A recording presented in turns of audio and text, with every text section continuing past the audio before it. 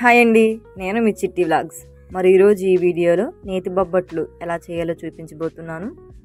మృదువుగా, చాలా పలుచగా, పూర్ణం అనేది బయటికి రాకుండా పర్ఫెక్ట్గా ఎలా చేయాలో చూపిస్తానండి. మరి ఎంతసేపు అయినా దూదిలాగా మెత్తగా ఉంటాయండి. తినే కొద్దీ తినాలనిపించే ఈ నేతి బొబ్బట్లను ఎలా చేయాలో చూపించేస్తాను. మరి ఫస్ట్ టైం చేసేవాళ్ళు కూడా చాలా ఈజీగా చేసేసుకోవచ్చండి. మరి వీడియోని స్కిప్ చేయకుండా ఎండ్ వరకు చూసేయండి. వీడియోలోనికి వెళ్ళిపోదాం. ముందుగా ఒక బౌల్ తీసుకొని 1 కప్పు పచ్చిశనగపప్పును తీసుకున్నానండి. వెయిట్ పరంగా చెప్పాలంటే నేను 250 గ్రామ్స్ తీసుకున్నానండి. మీకు ఇంకా ఎక్కువగా కావాలనుకుంటే ఎక్కువ పప్పు నేను తీసుకోవచ్చండి. తీసుకున్న పప్పుని శుభ్రంగా 1-2 సార్లు మంచిగా కడుక్కొని వాటర్ని వేసుకుందామండి. ఈ విధంగా కడుక్కున్న తర్వాత ఏ కప్తో అయితే నేను పప్పును తీసుకున్నానో అదే కప్తో 2 కప్పులు వాటర్ని వేసుకుంటున్నానండి. ఈ విధంగా వేసుకున్న తర్వాత ఈ పప్పుని 2 గంటల సేపు మనం నానబెట్టుకుందాము. పప్పుని నానబెట్టుకోవడం వలన మనకి త్వరగా ఉడుకుతుందండి. ఈ పప్పు నానేలోపు మనం పిండిని కలుపుకుందాము. ముందుగా ఒక బౌల్ తీసుకొని ఇక్కడ నేను 2 కప్పులు మైదా పిండిని తీసుకుంటున్నానండి. మైదా పిండి వద్దు అనుకుంటే గోధుమ పిండి నేను వేసుకోవచ్చు. ఈ విధంగా 2 కప్పులు మైదా పిండిని జల్లించి తీసుకోండి. జల్లించుకొని తీసుకోవడం వలన మనకి పిండి అనేది మంచిగా కలుస్తుంది. ఈ విధంగా పిండి మొత్తాన్ని జల్లించి తీసుకున్న తర్వాత చిటికెడు సాల్ట్ వేసుకోండి. చిటికెడు పసుపును కూడా వేసుకోండి. పసుపు వద్దు అనుకుంటే స్కిప్ చేసేయండి. కలర్ కోసం ఈ పసుపుని మనం వేసుకుంటున్నాము. అలానే 2 స్పూన్లు నెయ్యిని కూడా వేసుకోండి. బొబ్బట్లు మృదువుగా వస్తాయి. ఈ విధంగా పసుపు, ఉప్పు, ఈ నెయ్యి మొత్తం పిండికి కలిసేంత వరకు పిండిని బాగా రఫ్ చేస్తూ కలుపుకోండి. ఈ విధంగా కలుపుకున్న తర్వాత కొద్దిగా వాటర్ని వేసుకుంటూ కలుపుకోండి. ఒక్కసారి వాటర్ని వేయొద్దు. ఒక్కసారి వాటర్ని వేయటం వలన పిండి అనేది పలచబడిపోతుంది కాబట్టి అంత పర్ఫెక్ట్గా మనకి రాదు. ఈ విధంగా కొద్దిగా వాటర్ని వేసుకుంటూ చపాతీ ముద్ద కన్నా కొంచెం పలచగా మనం ఈ పిండిని కలుపుకోవాలండి. ఈ విధంగా కొద్దిగా వాటర్ని వేసుకుంటూ చపాతీ ముద్దని కలుపుకోండి. చూసారా ఎంత సాఫ్ట్గా మనకి పిండి ముద్ద కలుపుకున్నాము. ఈ విధంగా కలుపుకున్న పిండిని 2 గంటల సేపు నానబెట్టుకుందామండి. టైం ఉంటే ఎక్కువసేపు అయినా నానబెట్టుకోవచ్చండి. ఈ పిండి నానేలోపు మనం పప్పుని ఉడికించుకుందాము. ముందుగానే మనం ఈ పప్పుని నానబెట్టుకున్నాం కదండి. ఒకసారి చూపిస్తున్నాను చూడండి. ఈ పప్పు అంతా చక్కగా మనకి నానిపోయింది. ఈ పప్పు మనం నానబెట్టుకోవడం వలన మనకి పప్పు అనేది త్వరగా ఉడికిపోతుందండి. ఈ నానబెట్టుకున్న పప్పుని కుక్కర్లోనికి వేసుకుందాము. ముందుగానే నేను కడిగినప్పుడే వాటర్ని వేసేసుకున్నానండి. ఏ కప్తో అయితే నేను పప్పును తీసుకున్నానో అదే కప్తో 2 కప్పులు వాటర్ని వేసుకున్నానండి. కరెక్ట్గా మనకి పప్పు అనేది ఉడికిపోతుంది. 2-3 విజిల్స్ వచ్చేంత వరకు వేసుకోండి. ఎక్స్ట్రా వాటర్ అనేది లేకుండా కరెక్ట్గా మనకి ఉడికిపోతుందండి. చూసారా, చూపిస్తున్నాను చూడండి. మనం వేసుకున్న వాటర్కి కరెక్ట్గా ఈ పప్పు మంచిగా ఉడికిపోయింది. చూపిస్తున్నాను చూడండి ఎంత మెత్తగా మనకి సాఫ్ట్గా ఉడికిపోయిందో. నేను 1 కప్పు పప్పుకి 2 కప్పులు వాటర్ని వేసుకున్నానండి. కరెక్ట్గా సరిపోయింది. ఈ పప్పుని పూర్తిగా చల్లారిన తర్వాత మిక్సీలోనికి వేసుకొని స్మూత్ పేస్ట్ లాగా మనం గ్రైండ్ చేసుకుందామండి. మనము బొబ్బట్లు చేసుకుంటున్నాం కాబట్టి ఈ పప్పు అనేది స్మూత్గానే గ్రైండ్ చేయాలండి.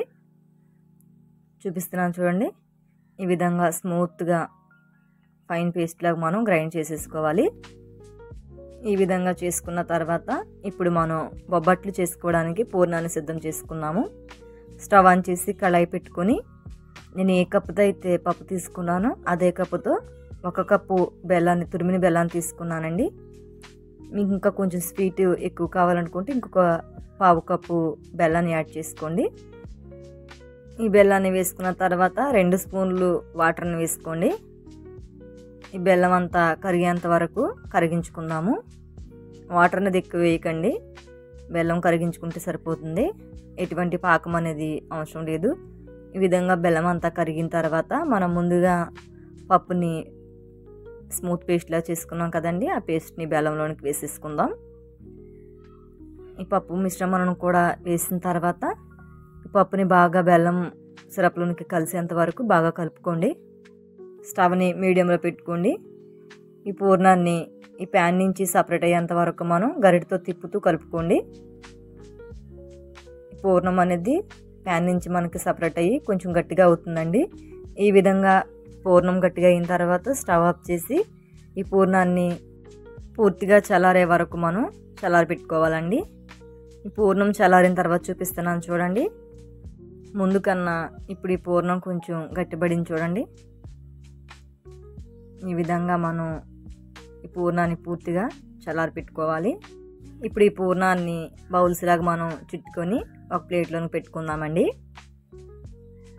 సరే, ఈ విధంగా రౌండ్ షేప్లో వచ్చేంత వరకు మనం మంచిగా మనం బౌల్స్ లాగా చేసుకొని ఒక ప్లేట్లోకి పెట్టుకుందాము.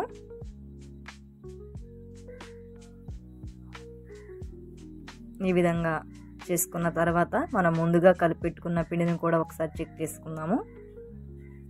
చూసారా, ముందు కన్నా ఇప్పుడు మనకి మరీ సాఫ్ట్గా ఈ పిండి అనేది నానిపోయింది. ఈ విధంగా నానిన పిండిని బొబ్బట్లు చేసుకుందామండి. ముందుగా నేను ఇక్కడ ఆయిల్ పేపర్ని తీసుకున్నాను. మీ దగ్గర ఉంటే బటర్ పేపర్ అయినా తీసుకోవచ్చండి. నేనైతే కనుక ఆయిల్ పేపర్ని తీసుకున్నాను. ఇప్పుడు చేతిలోనికి కొంచెం పిండిని తీసుకొని రౌండ్ షేప్లోనికి చుట్టుకోండి. ఇక్కడ నేను ఎంత సైజులో అయితే పూర్ణాన్ని చేసుకున్నానో అదే సైజులో పిండి ముద్దను కూడా తీసుకున్నానండి. ఈ విధంగా తీసుకున్నట్లయితే కనుక ఎక్కడ క్రాక్స్ రాకుండా మనకి పర్ఫెక్ట్గా మనం చేసుకోవచ్చు. ఇప్పుడు కొద్దిగా ఆయిల్ పేపర్లోనికి నెయ్యిని వేసుకొని పిండి ముద్దని లైట్గా స్ప్రెడ్ చేయండి. ఈ విధంగా స్ప్రెడ్ చేసుకున్న తర్వాత మనం ముందుగా చుట్టి పెట్టుకున్న పూర్ణ ముద్దను కూడా పెట్టుకొని ఎడ్జెస్ని మనం క్లోజ్ చేసుకోవాలండి. మనం ఇక్కడ మైదా పిండిని వాడుతున్నాం కాబట్టి ఎక్కడ మనకి పూర్ణం అనేది బయటకు అనేది రాదండి. ఈ విధంగా చేసుకున్న తర్వాత ఎక్స్ట్రా పిండిని తీసేసుకోండి. ఈ పిండిని తీసేసిన తర్వాత ఈ విధంగా మనం స్ప్రెడ్ చేసేసుకోవాలండి. కొద్ది కొద్దిగా మనం చేతికి నెయ్యిని అప్లై చేసుకుంటూ మనకి ఎంత పలచగా కావాలనుకుంటే అంత పలచగా మనం చేసుకోవడమేనండి. చూసారా ఎంత చక్కగా మనకి ఎక్కడ పూర్ణం అనేది బయటకు రాకుండా చాలా పలచగా మనం చేసుకున్నాము. మనం ఇక్కడ మనం ఆయిల్ పేపర్ మీద చేసుకున్నాం కాబట్టి ఈజీగా రిమూవ్ అవుతుందండి. చూపిస్తున్నాను చూడండి, చాలా ఈజీగా మనం పెనం మీద వేసేసుకోవచ్చు. ఈ విధంగా చేసుకున్న తర్వాత స్టవ్ ఆన్ చేసి పెనం పెట్టుకొని పెనం అనేది బాగా హీట్ అవనివ్వాలండి. హీట్ అయిన తర్వాత 1 స్పూన్ మనం నెయ్యిని వేసుకొని హీట్ చేసుకోవాలి. ఈ విధంగా హీట్ అయిన పెనం మీదకి మనం ముందుగా చేసి పెట్టుకున్న ఈ బొబ్బట్టును కూడా వేసుకోవాలండి. ఇవి లైట్గా మనకి బబుల్స్ ఫామ్ అయిన తర్వాత ఈ విధంగా నెయ్యిని అప్లై చేసుకుంటూ రెండో వైపుకి టర్న్ చేసుకోండి. ఈ విధంగా మనం ఈక్వల్గా ఈ బొబ్బట్టును నెయ్యి వేసుకుంటూ మంచి కలర్ వచ్చేంత వరకు మనం కాల్చుకోవాలండి. అలానే మిగిలిన బొబ్బట్లను కూడా సేమ్ ఇదే విధంగా మనం కాల్చుకోవాలండి. అంతే, ఎంతో సింపుల్గా మనం ఇంట్లోని బొబ్బట్లను ప్రిపేర్ చేసుకోవచ్చండి. మరి ఫస్ట్ టైం చేసిన వాళ్ళు కూడా పర్ఫెక్ట్గా చేసుకోవచ్చు. మరి నేను చెప్పిన విధంగా ఒకసారి మీరు కూడా ట్రై చేయండి. నా వీడియో మీకు నచ్చినట్లయితే మీ ఫ్రెండ్స్ అండ్ ఫ్యామిలీ మెంబర్స్కి షేర్ చేయండి. మరిన్ని వీడియోస్ కోసం నా ఛానల్ని సబ్స్క్రైబ్ చేసుకోండి ప్లీజ్.